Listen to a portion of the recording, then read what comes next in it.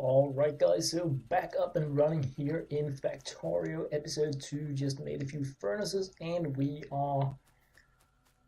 working on getting our automation up and running. We made the tiny first steps towards automation up here in the first episode, but we need more mojo, we need loads of additional resources, and I feel that coal getting started is the most important. After that, we need iron like crazy, and it's gonna be followed up by copper. But for now, we're doing the rinse and repeat kind of thing. We're putting our burner mining drills here so that we can just use the coal that we have to get additional iron. And once again, we have these burner arms that are going to feed themselves with the coal. They're going to feed the mines with the coal. And of course the mines are just going to be spitting out the ore on our transportation system. And even though things are even less messy now than what they're going to be later, they're going to be so messy. It's going to be a huge base.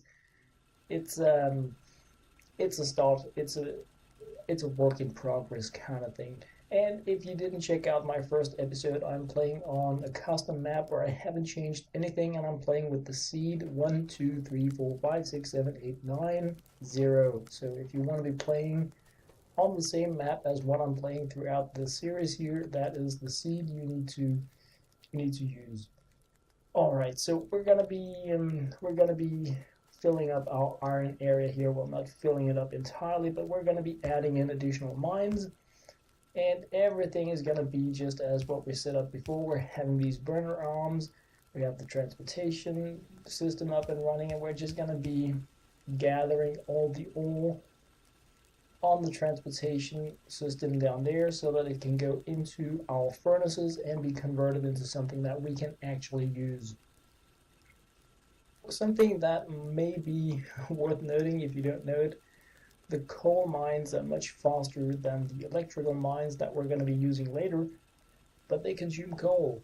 As we move further into the game, we're going to transition away from these coal consuming things as much as possible, and the mines are slower when you go to the electric ones, but it allows you to manage your resources a bit better, I feel anyway. Right, so now we have these furnaces stacking up items, and I was thinking about whether or not I wanted to make a chest and have the furnaces spit out their resources into the chest with help from a burner arm as well. The problem with that is that we don't want to feed these burner arms with coal as well.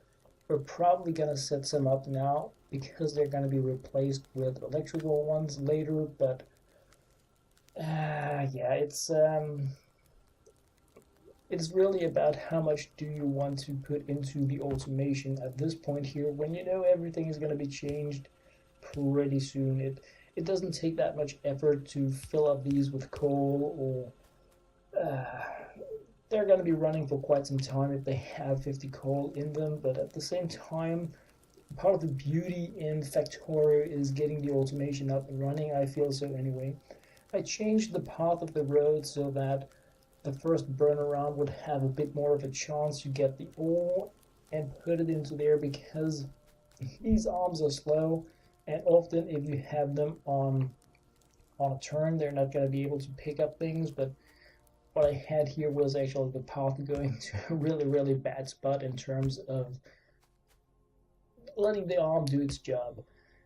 We want loads of stuff. We're gonna strip mine this not the map, because I think it's an infinite map, but one of the things that I really feel for in Factorio is there is no such thing as overdoing it. You cannot overdo it. If you have too many resources, stash it up into chests. If you have the capacity to fill up 20 of these furnaces, do it. Just let them do their thing, work up. The more resources you have, the more magic you're going to be able to, well, not magic because it's not one of those games, but the more things you're just going to be able to construct. And there are loads of aliens in this game, and we want to stash up and stuff so that we can build turrets and walls and lasers and all sorts of things. We're gonna be like braiding the bases and stuff, but for now we're just getting the nitty-gritty, tiny getting started stuff up and running. Right now I want the path, obviously here, to continue all the way so that each and every one of these furnaces can be connected to the system as the first ones. So there is nothing new, fun, and exciting about what I'm doing here. It's like complete rinse and repeat kind of thing. We added more mines, that gives us additional ore, that allows us to feed more furnaces so that we can again get more usable iron. So more breeds more breeds more. And of course we're not going to be stopping here. We're going to look into loads of additional game features, but right now we want to make sure that iron and coal are completely out of the question in terms of, are they hot for us to get? With the additional mines that we have built and of course the additional burners, we're now running low on coal. Yeah. The good thing about that is, because I've set up the transportation system in a linear way, it is feeding the first ones just as it should, but it runs out in terms of the new ones we have placed. So we're actually not slowing down our production, we're just not getting enough out of the new ones we have placed, which means that we can go down here, we can boost our coal production, and once it's up and running, it's just going to make sure that the additional furnaces that we have made are going to be fed as well. So we're not seeing like a decrease in production while we're doing this. We're just slowly but surely going to be seeing an increase as we get more and more up and running. So we just need to kickstart these mining burner drills with a bit of coal, and then yeah, the burner arm is going to do the magic for us, at least until the mine runs out of coal. Believe that.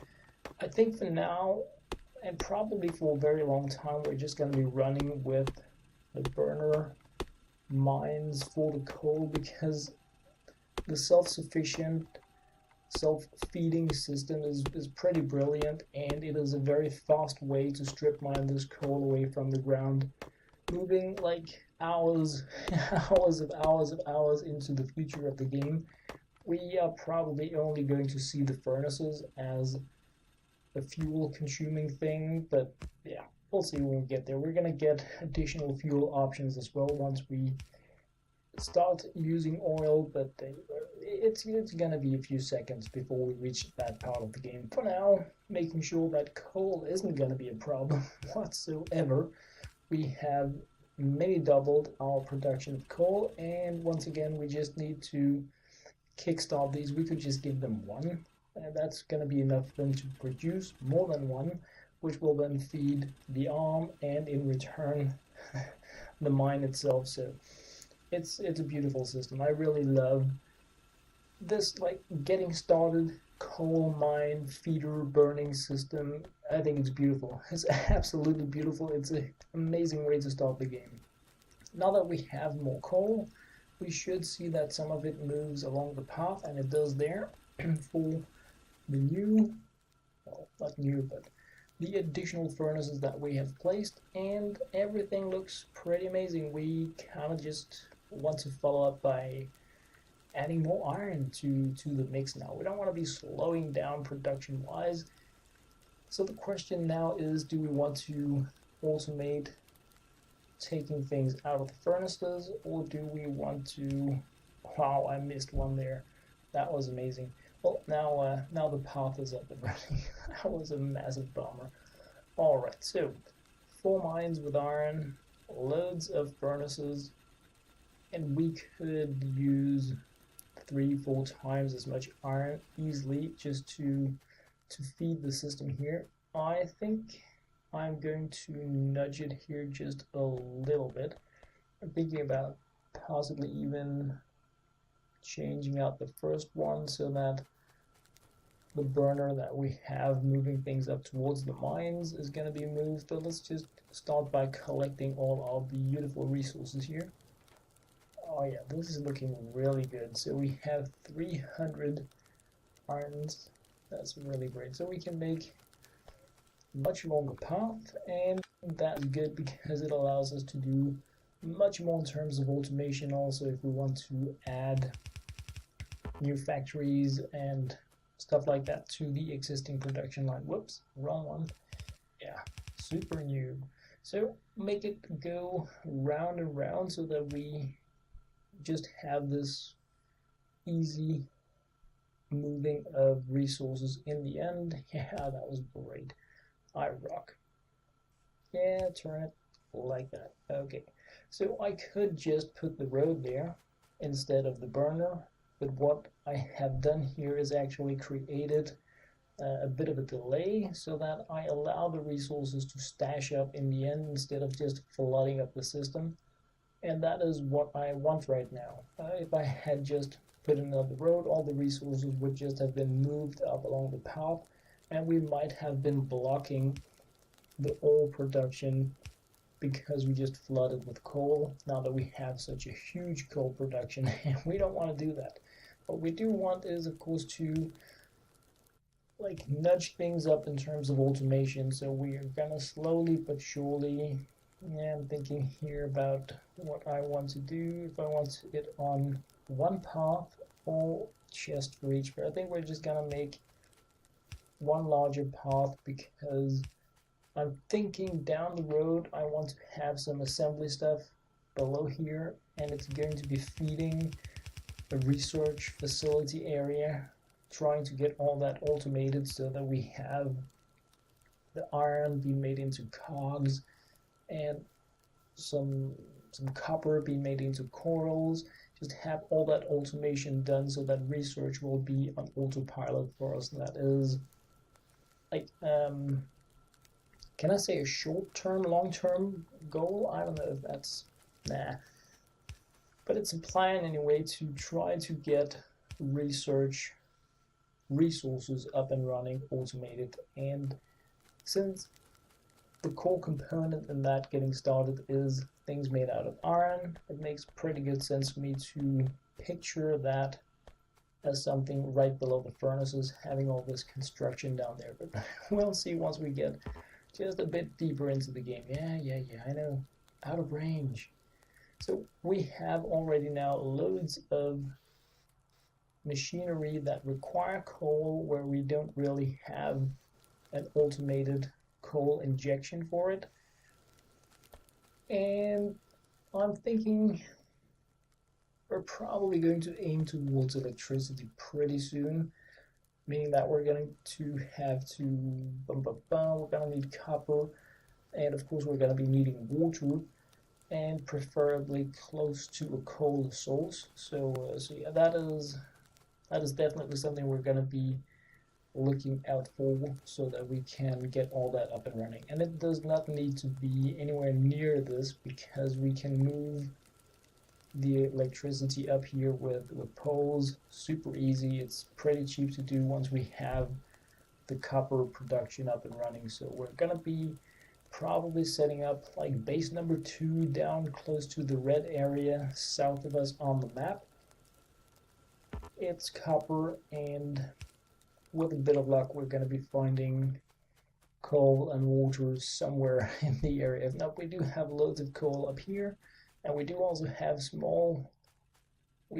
water here, so it's just about finding really a large water body, so to say, so that we can get the water pumps in there. This is actually a pretty nice place for it. The only thing that like sprays to mind is that we need to move the copper quite a bit, but I think in the end we're gonna want to move it all the way up to our furnaces anyway. Probably going to have furnaces close to the copper. I can see we have coal down there as well to the right of it. So if we mine and smelt copper down there and just move the bars or plates or whatever we should call it upwards, then we can have this entire assembly factory thing going on below our iron furnaces. And yeah, I think that's gonna be a beautiful beautiful chaotic Factorio site. Alright, so this is where our coal ends, and yeah, I'm clearing the space here not with coal in mind, but if we want to produce electricity here, we need a pump, I want a pipe at least, but we need 3 boilers, and we need the engine. So it's like 9 spaces at least, and the actual engine is 2 areas wide. So it's nice to have a bit of a space around it, because the boilers need to be fed with coal, which means 1 road and 1 burner arm for each. So that's also 3 spaces. So it's a bit of a it's a like space consuming project to get electricity up and running, and yeah, this may be even a better place for it. Yeah, I'm a lumberjack. I'm cutting down them trees because I can't help myself. Anyway, I think actually this is what I'm gonna be ending this episode with here. Preparation for electricity. In the next episode, we are gonna be hunting down copper, making sure that we have copper automation up and running. And maybe not, we're gonna be getting the electricity in the same episode, but if not, then it's gonna be the one after. We do need to make sure that we have like a decent supply of copper, so that we can start looking into all the cool research things as well. Alright, so just thinking here, everything is up and running. We do have 1 arm that has no power, which of course is bad. We can give it some coal. We can see what we have in our chest. We have loads of coal coming here on our transportation system, so it is just a matter of feeding it just a single time, because yeah, like right around the corner we're gonna be electric, and that is amazing. So just filling up this stuff here, making sure that the thing is, if we're gonna go down, not if, we're gonna go down, focus on getting copper up and running. And I do want these things to be, oh, we're already filling up here. Wow, amazing.